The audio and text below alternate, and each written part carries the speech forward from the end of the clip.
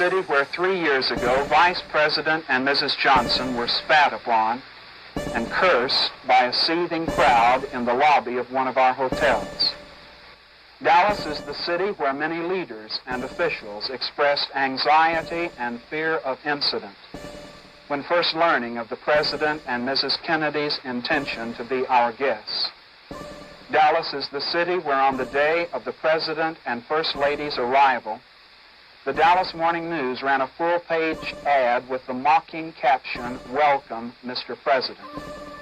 The ad contained a number of questions which were themselves accusations of President Kennedy, implying his cooperation with the U.S. Communist Party, his bloodily extermination of anti-communist allies, and his scrapping of the Monroe Doctrine in favor of the spirit of Moscow. In the name of God, what kind of city have we become? The eyes of Texas are upon you all the livelong day. It's not the individual person of Dallas. It's something evil, festering, stinking in this community. The eyes of Texas are upon you. You cannot get away. You who've written stories about the shame of Dallas and the rape of Americanism here know what I'm talking about. There's something that smells. And I want to get back to my own city because I'm going to vomit. The city of Dallas has always had a strong effect on people. Long before Kennedy had been elected president, Dallas was recognized as a center for right-wing agitation and was home to a number of extremist groups.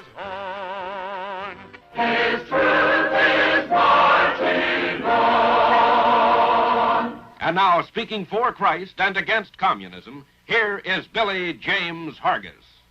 I lived as a boy in East Texas. We had an animal, a vulture, that we called the buzzard. And in the summertime, when we had drought and there was no rain, and the cattle or the livestock were dying in want of water, these buzzards would wait around, waiting until the situation killed the cattle, and then they'd soar down and devour the carcass. This is the way I see communism.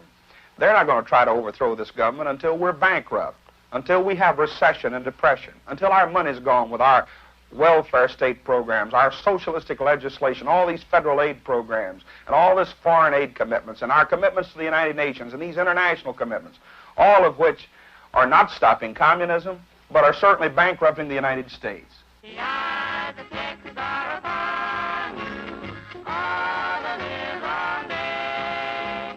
The eyes of Texas are upon you, you cannot get away. Do not think you can escape them at night. Yes, the citizens of Dallas were always perceived as a little angrier, a little meaner, and a little louder than the rest of us. And they seemed to like that reputation. It is my pleasure and privilege, General Walker, to present to you at this time this certificate endowing you with all of the emoluments and the privileges of honorary citizenship in this great city of Dallas. Some years now, and in order to make him feel completely at home and to re-indoctrinate him into the habits of living here in Texas, a strictly hill country hat to General Walker.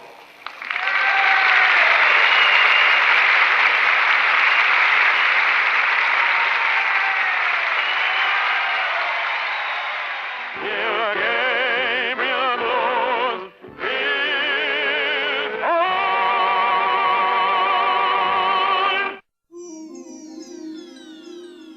In the months preceding the Kennedy assassination, a number of events caused great alarm in the city.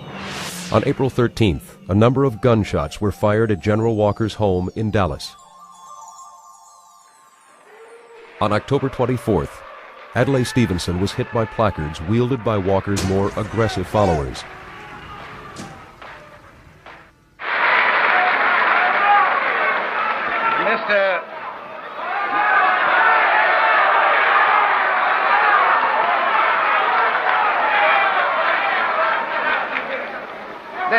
Shall we get on with the business of the meeting?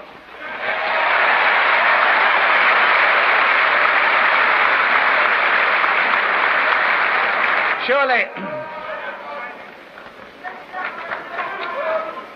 my dear friend, I don't have to come here from Illinois to teach Texas manners, do I? And on November 19th, 2 days before the arrival of President Kennedy, Alabama Governor George Wallace used Dallas to announce his candidacy to head the Democratic ticket for president. I was in San Antonio and Amarillo. In fact, I have many friends from this great state. And in the struggle in which we are engaged now, involving the matter of constitutional government, I feel that there will be no stronger ally than that of the great state of Texas come next year, November 1964. The atmosphere in Dallas on the eve of Kennedy's visit was tense, taut, and violent. Police Chief Jess Curry was concerned enough to confront the atmosphere in a statewide television address. Because of the unfortunate incident which occurred here during the visit of Ambassador Stevenson, people everywhere in the world will be hypercritical of our behavior. Nothing must occur that is disrespectful or degrading to the President of the United States. He is entitled to the highest respect of all of our citizens.